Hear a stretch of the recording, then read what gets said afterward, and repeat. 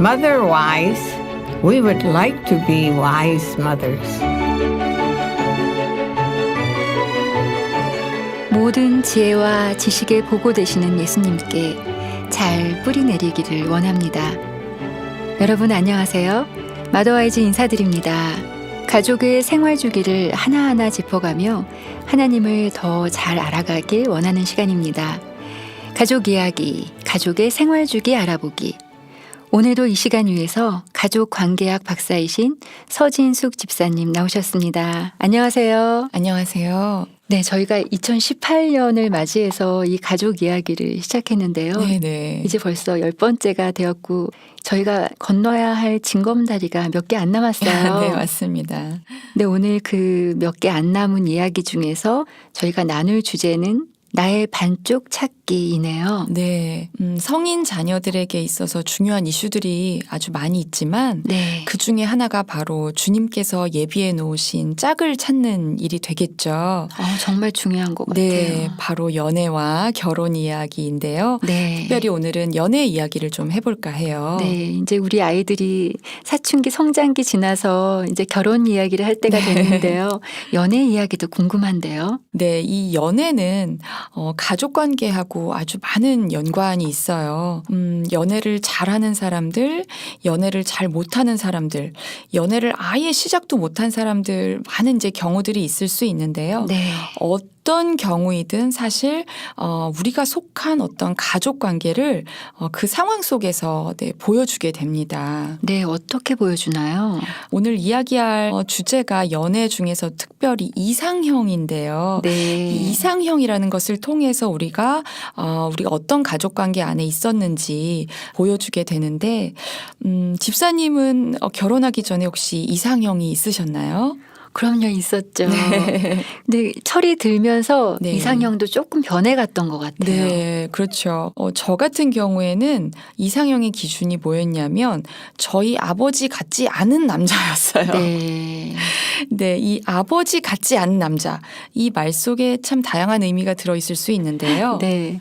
저한테 있어서 그 의미는 뭐였냐면 권위적이지 않은 남자였어요. 네. 그러니까 연애를 하면서 제가 눈여겨본 건 이 남자가 혹시나 우리의 아버지처럼 권위적인 모습을 보이나 안 보이나 이런 거가 된 거였죠. 네. 아버님이 많이 권위적이셨나 봐요. 네네. 그래서 만나게 된 남편은 아버지처럼 권위적인 남자는 아니었어요. 제가 그걸 그래요. 다행이네요. 굉장히 눈여겨봤기 때문에.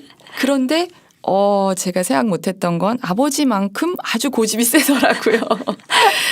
그래서 제가 절대 안 된다라고 생각했던 그 어떤 단점은 없었지만 네. 결혼을 하니까 다른 단점들이 눈에 보이기 시작하더라고요. 나중에 제가 가족관계를 공부하면서 내가 연애는 현재 진행형으로 했는데 내 연애관은 과거 진행형이었구나라는 생각이 들었어요. 네. 연애는 현재 진행형인데 연애관은 과거 진행형이요. 네네. 저도 근데 알게 모르게 좀 그랬던 것 같아요. 네. 어떻게 보면 사람을 내가 누군가를 만나고 있는데 지금 그 판단 기준이 과거 경험에 머무르게 되는 거예요. 네. 그래서 아마 이제 저하고 비슷한 분들도 계실 거고 아닐 분들도 계실 텐데요. 사람들 이야기를 들어보면 이제 남자분들 같은 경우에는 우리 엄마 같지 않은 여자 아니면 반대로 꼭 우리 엄마 같은 여자 이런 이상형을 생각하시는 분들 계시고요. 여자분들의 경우에는 우리 아빠 같지 않은 남자 네. 아니면 반대로 꼭 우리 아빠 같은 남자 이렇게 이상형을 두시는 분들이 종종 계시더라고요. 기준으로 삼을 수 있는 게 뭐 이성이라고 해봤자 가족 안에서 네. 아빠나 뭐 오빠나 뭐 엄마나 누나 이래서 그런 것 같은데요. 네, 네. 이렇게 하는 게 어떤 문제가 있나요? 가장 제가 정답 같은 정답을 드려서 좀 그렇지만 이제 이 어떤 것도 성경적이지 않다는 게 네. 문제인 거죠. 예를 들어서 이제 아빠 같은 남자, 엄마 같은 여자를 생각해 보면요. 아마도 이렇게 생각하시는 분들은 보통 이제 아빠하고의 관계가 좋았다거나 엄마하고의 관계가 좋았을 가능성이 있겠죠. 네. 근데 세상에 아빠 같은 남자가 과연 있을까요? 아유, 없을 것 같아요. 네. 나의 아빠니까 나에게 특별했던 거고요. 세상에 엄마 같은 여자는 네, 있을 수가 없겠죠. 네, 그 모성이 어떻게 있겠어요. 그렇죠. 물론 예를 들면 이제 두 분이 어떻게 이제 아주 정말 축복을 받아서 특별하게 훌륭한 분들이셔서 그 두 분의 부부 관계가 아주 좋으셨을 수 있고요. 그래서 이제 자녀들 입장에서는 아빠 같은 남자나 엄마 같은 여자를 만나면 내 결혼 생활도 저렇게 좋지 않을까 이렇게 생각할 수 있겠죠. 네. 그런데 그건 하나님께서 그 두 분을 한 몸으로 짝지어 주셨기 때문에 가능한 일이었고요. 일단 나는 엄마도 아니고요. 나는 아빠도 아니니까요. 두 분과 비슷한 이성을 만난다 해도 같은 부부관계가 나올 수는 없겠죠. 좀 상대적인 게 있다는 말씀이시죠. 네. 그리고 이제 더 큰 문제는 뭐냐면 이제 이런 식의 이제 이상형을 가지고 있으면 상대방에게 나도 모르게 아빠 같은 점 네. 혹은 엄마 같은 점들을 바라게 돼요. 네. 근데 실제로 상대방은 당연히 그런 점을 만족시켜주지 못하게 되거든요. 네. 그러면 이제 은연중에 상대방을 조정하려고 하거나 이제 실망감을 알게 모르게 드러내게 되는 거죠. 이렇게 되면 상대방은 내 자신이 뭔가 온전히 수용되지 못한다는 느낌을 받게 돼요. 은연중에. 아무리 잘해줘도 왜 상대방은 만족을 못하지? 이런 이제 답답함을 품게 될 수도 있고요. 반대의 경우도 우리 한번 생각해 볼게요. 아빠 같지 않은 남자. 우리 엄마 같지 않은 여자를 찾으면 네.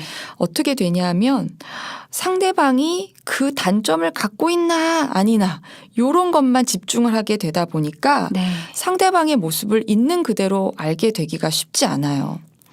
사실은 상대방이 정말 심각한 문제를 가지고 있을 수도 있는데 네. 단지 아빠 같지 않다.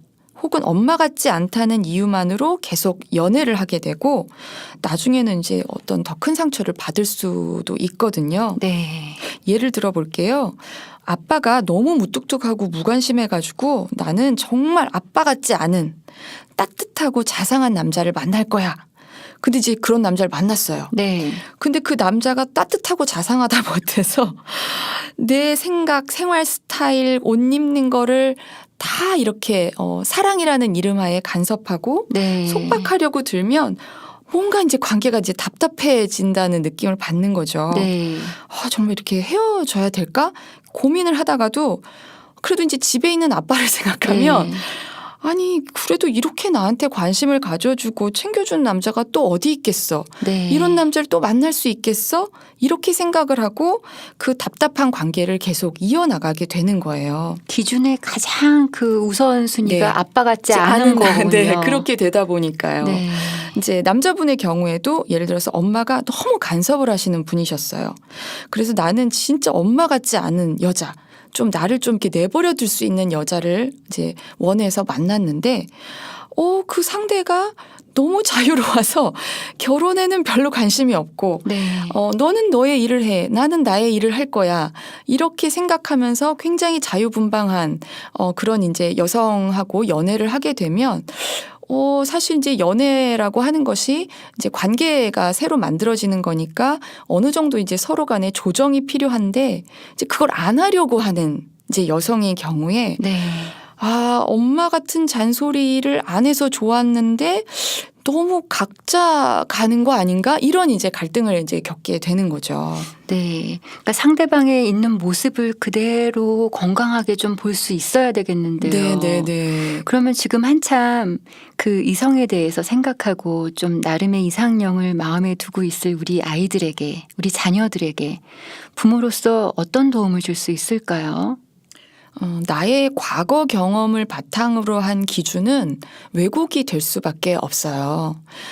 그렇다고 해서 이제 세상 문화를 따라가자니 당연히 세상 문화의 기준들이 온전할 수 없겠죠.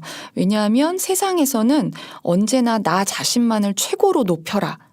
이렇게 나 자신만을 제일 중요하게 생각해라 라고 가르치거든요. 네. 우리의 기준은 바로 하나님이어야 되겠죠. 하나님 말씀이어야 되고요. 네.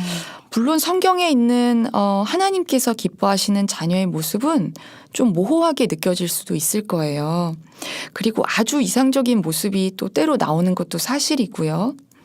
그렇지만 저는 주님의 말씀을 붙들고 기도하시라고 말씀드리고 싶어요. 네. 여기서 이제 말씀을 붙들고 기도하라는 것은 하나님을 신뢰하고 무엇보다 하나님의 눈으로 내 짝을 알아볼 수 있도록 네. 그 영안을 구하고 또 내가 그 짝인 것 같다라고 느껴지는 사람에게 다가갈 수 있는 용기와 지혜를 구하라는 의미입니다. 하나님께서 나를 만드셨잖아요. 네. 창조주이신 하나님께서 나와 한 몸을 이룰 나의 반쪽이 어떤 사람이어야 하는지 사실 하나님께서 가장 잘 알고 계시기 때문에 그분 앞에 나아가서 기도하는 것이 가장 기본이 되어야 한다라고 생각을 합니다. 네. 우리 자녀들의 그 배우자를 위한 기도 정말 네. 너무 중요한 것 같습니다. 네, 우리 삶에 이렇게 중요한 이슈인 결혼, 이 결혼을 위한 연애, 오늘 가족 이야기에서 나눴는데요.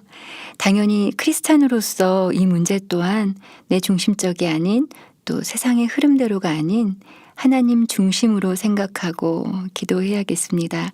서진숙 집사님 감사합니다. 감사합니다. 네, 하나님께서 주신 말씀 함께 보겠습니다. 이는 하늘이 땅보다 높음 같이 내 길은 너희의 길보다 높으며 내 생각은 너희의 생각보다 높음이니라. 이사야 55장 9절 말씀.